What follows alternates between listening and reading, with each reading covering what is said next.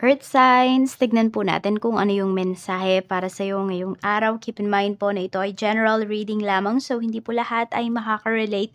So be open-minded. Sa mga hindi pa po nakasubscribe dito sa ating channel, please subscribe na po kayo and palike na din po ng ating video. At sa mga nais pong mag-avail ng ating private readings, ng ating Evil Eye Amulet Necklace at ng ating Tiares Bracelet, makikita nyo po yung link sa description box. Tarot Intentions by Aliana Reyes. Pero hindi po lahat kasi sa inyo nakikita yon. So, lagay ko na lang dyan sa screen. Ayan po yung ating Facebook page at yan po yung ating email. So, message na lang po kayo dyan directly. Para saan nga ba ang ating Evil Eye Amulet Necklace at ang ating Tiares Bracelet? Pangontra po yan sa kulam, sa barang, sa sumpa, saan pa? Sa gayuma, sa nang-i-evil eye po sa inyo, sa naiingkit sa inyo, nagpapalipad hangin. Pangontra din po yan sa aksidente, pampaswerte po yan sa love life, sa career, sa business, sa travel, sa health, okay din po yan. Kung meron dito gusto nyong ma-promote kayo, gusto nyo marami kayong sales, kung meron kayong inaayos na mga documents, okay na okay po yan sa inyo. Sa sugal, okay din yan, pero use it wisely lamang. So, ayan po, kung interested kayo, message na lang po kayo directly. So, umpisa na po natin ang reading mo, Earth Signs, Taurus, Virgo, and Capricorn.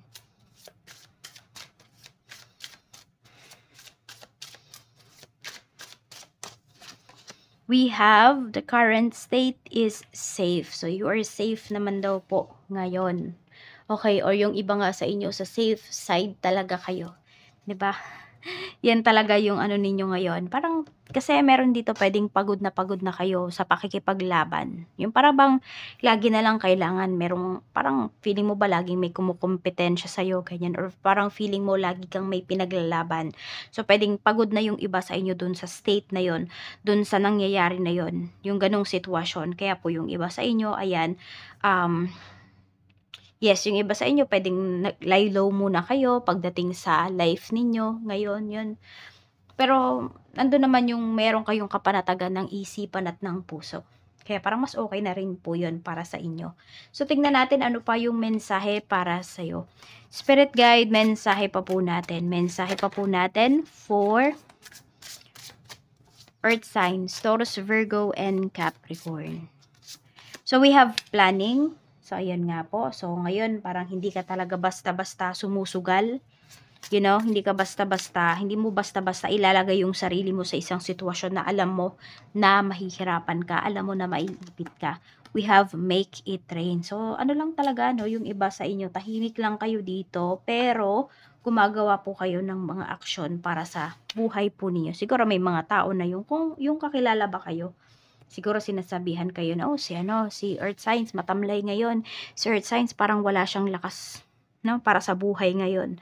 Ayan po. So, yung iba sa inyo, kaya din siguro kayo naglalay low kasi pwedeng meron kayong mga legal matters talaga na inaayos dito. Pero alam nyo, sinasabi naman po sa inyo ni Universe na kung ano man yung mga legal matters na inaayos ninyo is papabor daw po yan sa inyo.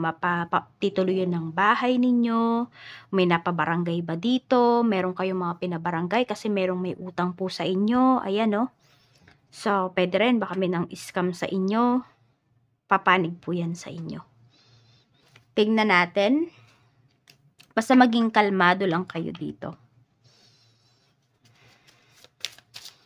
Check po natin ano pa yung mensahe. We have finding forever. Your path holds infinite possibilities if you dare. Nasa sayo naman daw po yan. You're stepping forward naman. Meron namang progress sa life mo, kahit na hindi yan nakikita ng ibang tao. Ang mahalaga naman kasi, 'di ba, tayo yung nakakakita ng progress natin. Okay lang yan kahit hindi yan ma-feel, hindi yan makita ng ibang tao, hindi importante yun. Mas mahalaga na yung mga ginagawa natin is tayo yung nakaka-feel. 'Di ba? Kung kayo nga ay kumikita ng pera, malaki nga yung kinikita ninyo, pero hindi nyo naman pala na-enjoy, ibang tao pala yung nag-e-enjoy. So, what for? 'Di ba? Mas maganda kung kahit kayo, or dapat nga, kayo muna yung unang nakaka-enjoy ng pera po ninyo. So, tignan natin ano pa ba yung pwedeng mangyari sa'yo ngayong araw na ito. Ano pa yung pwedeng mangyari sa araw na ito? So, we have Ace of Cups. Very emotional yung iba sa inyo dito. Ayan po. So, yun lang. Control nyo lang talaga yung emosyon po ninyo. Huwag kayong magdedesisyon based on your emotions. Kasi may mga pagsisisihan talaga kayo kapag ganyan. Tignan po natin ano pa yung mensahe para sa'yo pagdating sa family. Energy po ng family ni Earth Signs. We have Knight of Pentacles. So, pwedeng may mga family members ka dito na mapaghanap. Ayan po, tingnan natin. Pwede rin naman sila yung mismong naghahanap. Okay, hindi kanila pinaghahanapan. Pero, pwedeng naghahanap sila ng trabaho, naghahanap sila ng extra income. We have the Fool. Yan, pwedeng may mga family members ka na ngayon na lumalabas na sa shell nila. Yung tipong ganun. Knight of Wands. Mga ano na sila, parang they have inspiration na. So, pwedeng dati, meron kang mga nai-spoiled, meron kang natotolerate ng mga family members. Ngayon, pwede po na sa sarili nilang sikap, sa sarili nila ay kumikilos na po sila. Kaya na nilang tumayo sa sarili nilang mga paa. So, meron dito pwedeng nag-cut kayo ng ties with your family. Hindi para kung ano pa man, kung hindi para turuan sila na tumayo sa sarili nilang mga paa. Which is, ayan, ginagawa na po nila. Kaya lang siguro may sama sila ng loob sa'yo. Pero mas mabuti na rin yun kaysa naman forever mo silang pasan-pasan. Earth Signs. Tingnan natin.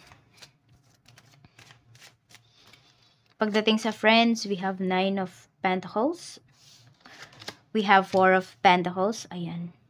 Hindi ko alam kung ikaw ba yung may utang sa kaibigan mo or itong kaibigan mo na to yung may utang sa'yo. Judgment. Pwede kasing lumalayo na siya. You know, parang hindi mo na siya mahagilap. Or pwedeng may isang kaibigan ka dito na malaki po yung naitulong mo dito. Pero nung lumago, yung parang alam mo yung nag-grow siya, yung naging successful siya, pwedeng nakalimutan ka na niya. Parang alam mo, parang hindi ka na niya kakilala. Ganun yung dating. So, tignan po natin. Pagdating naman sa yung kaperahan, we have 8 of Pentacles. So, yung pera mo naman po, growing talaga siya. Kailangan mo lang maging maingat dito. Kailangan mo talagang tignan kung saan mo ba ginagastos yung pera mo. Saan ba siya napupunta.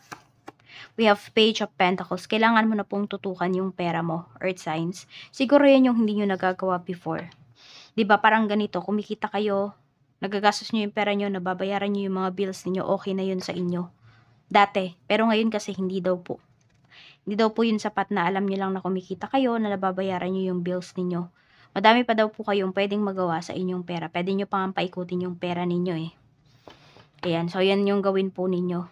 Yan. Maging mapanuri kayo pagdating po sa inyong kaperahan. Tignan natin ano pa yung mensahe. Mas maging madiskarte kayo. Yan din yung sinasabi sa inyo ni Universe. Pagdating po sa mga nag-apply ng trabaho, yan, yung bago-bago lang nag-apply, tignan natin kung kayo po ay maha-hire. Yes na yes. Ayan. So, actually, parang hindi lang naman ikaw yung nag-anticipate na matawagan, even your family. Yan po. So, parang nag-aabang na sila. Kaya yung iba sa inyo, iba yung pressure sa inyo, Earth Signs. Kasi, ayun, hindi lang kayo yung nag-aabang eh. Even your family members. Tignan po natin sa mga nag-apply naman dyan ng papers, ayan po, visa, working visa, etc. Kung ano man yung mga visa na yan, ano man yung mga kailangan i-approve na yan. So, tignan natin, ano man yung mga papeles po na yan. Temperance, ma-approve po yan, pero hindi nyo pong maghintay. So, huwag kayong magmamadali. Sabihin natin, nagbayad na kayo dito, tas may nagsabi, makakatulong to sa'yo. Tas babaliwalain mo tong una mong inayos. 'Di ba? Yung una mong ginastusan, wag po. Wait mo to kasi mas malaki yung chance dito na ikaw po ay ma-approve. O sige, dahil curious na din yung iba sa inyo, tingnan natin kung sino man yung nag-o-offer sa'yo na yan, na sabi matutulungan ka, mas mabilis. Tingnan po natin kung mas mabilis ba talaga yan. Matutulungan ka ba niyan? We have 4 of Cups. Hindi. Kung ano lang din yung state nito, yun lang din yon. Mas may pag-asa pa to. Kaya hintayin mo to. Dito gagastos ka ng malaki, tas wala din namang mangyayari. Yan o. Tas meron ka pang makakausap, kunwari nagpaplano-plano, ganyan, ganito yung gagawin. May stress ka lang. Tignan natin pagdating naman po sa mga may current job. We have 8 of Cups. Ayan. 8 of Wands. Okay. Sa mga may current job natin dito, parang gustong-gusto nyo na talagang iwan yung inyong trabaho. Ayan. Pwedeng yung iba kasi, pwedeng magbi-business kasi kayo. Pwede rin naman na merong bagong offer po sa inyo. Actually, pinapakita naman talaga din dito, mag-grow talaga kayo sa bagong mapapasukan po ninyong trabaho, hindi dito sa current job ninyo. So, kung buo na po yung loob ninyo, you go for it na. Parang hindi ko na rin kasi kayo mapipigilan, at saka hindi ko naman kayo din talaga pipigilan, 'di ba? Depende po 'yan sa inyong sa inyong decision. Ayan. So, ayun po yung sinasabi, mas mag-grow kayo sa new job po ninyo. Tignan natin. Sa mga mag-start naman pong mag-business, okay ba na mag-start ka this month? Knight of Cups. Start na po kayo. Okay lang naman daw. Ayan o. Nandun natin kasi yung desire talaga ninyo. Baka pag inintayin nyo pa yung next month, wala na yung desire ninyo. Wala na yung eagerness. Kaya okay lang daw mag-start na kayo this month. Wala pong problema. Tignan natin pagdating naman po sa mga may current business. Kamusta yung sales? We have 4 of Swords. Okay naman po yung sales. Hindi man siya ganun ka grabe. Hindi man todo-todo. Pero alam niyong makakatulog po kayo na alam niyo na okay naman po yung inyong sales. Hindi na rin siya break even. May kita pa rin po kayo. Malaki-laki pa rin siya. Hindi nga lang siya kotang-kota. Tignan po natin ano pa yung mensahe. Pagdating naman po sa iyong punta naman tayo sa ibang part. Ibang aspect. Pagdating sa love life naman, okay? Sa mga single, magkakaroon na ba kayo ng love life? Hindi pa. Ayan po. More on money kasi yung inaatupag po ng iba sa inyo. So, parang ayaw nyo muna. Okay? So, parang kung wala naman kayong stable job, hindi kayo papasok sa isang relationship. Tignan natin pagdating naman po sa mga 40 plus and up na mga single pa rin. Tignan po natin kung magkakaroon pa ba kayo ng relationship. A serious one. The Emperor, yes po, magkakaroon pa yung iba sa inyo. Kaya do not lose hope. Yung iba nga sa inyo, pwedeng mauwi pa yan sa sa marriage. You just have to take some risk. Yung iba kasi sa inyo, natatakot na kayo na mag-take ng risk. Tignan po natin ano pa yung mensahe pagdating naman po sa mga single mom, single dad.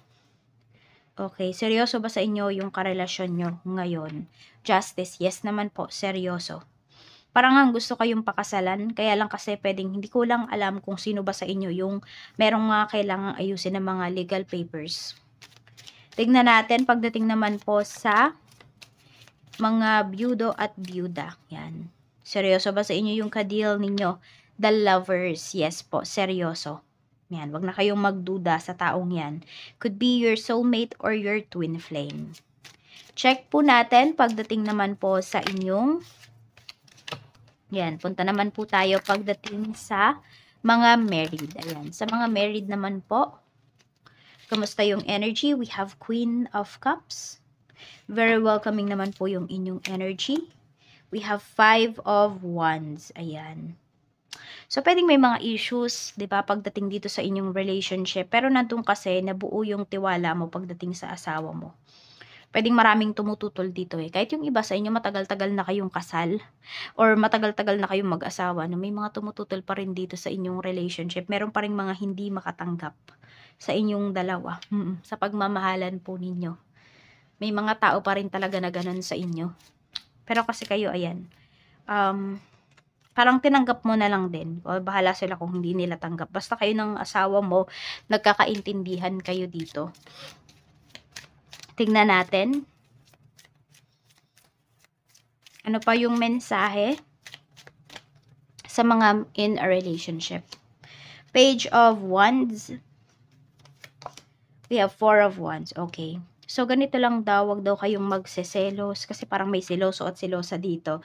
Wag daw kayo masyadong magselos if nakikita mo yung person mo medyo nagfo-focus siya sa kanyang sarili. Okay? Kasi kahit naman daw mag-focus siya sa inyong sarili, hindi naman daw niya makakalimutan yung inyong relationship at hindi ka naman po niya iiwan. Kasi alam niyo, nakikita na po kayo ng taong to na kayo yung kanyang makakasama for life. Siguro kaya siya nagfo-focus sa kanyang sarili or sa career niya ngayon kasi gusto niya na, ayun, baka gusto niya na magpakasal na kayo, gano'n. Gusto niya kaagad makaipon. So, may plano po 'to pagdating sa inyong relationship. So, ayan lang po. Maraming salamat. Mag-iingat po kayo always and more blessings to come.